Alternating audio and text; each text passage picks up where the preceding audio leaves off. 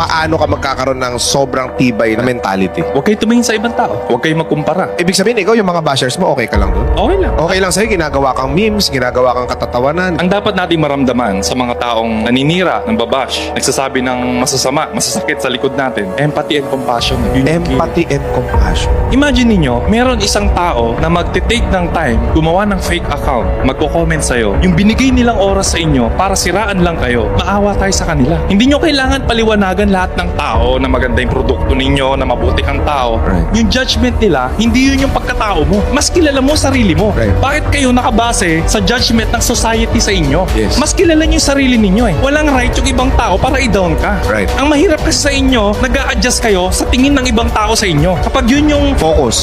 ninyo, hindi kayo maging masaya. Hindi kayo magtatagumpay. Kasi hindi nyo mapiplease lahat ng tao. Iba-ibang utak yan. So, importante, you have to believe in yourself. Ang taong magbibigay ng tagumpay sa negosyo ninyo, sa sarili ninyo, kayo lang. Yeah. Kasi mas kilala nyo yung sarili ninyo, alam nyo yung weaknesses ninyo. Right. Kung ano yung weaknesses ninyo, yun yung dapat nating ayusin para makapunta kayo sa next level mo. Dito ka na ma-validate na napaka-disiplinado mong tao. Nakapagtapos ka ng pag-aaral. Dapat bulakbol ka na nun kasi pinabayaan ka ng magulang mo. Pero hindi. And then, naabot mo yung peak pagdating sa fitness. Goal-oriented ka. Ibig sabihin, yun yung dapat na makuha ng tao. Yun yung dapat maintindihan sa'yo. Kapag ka meron kang goal, talagang kinukuha mo. Hindi ka pumapayag na maging mediocre ka lang.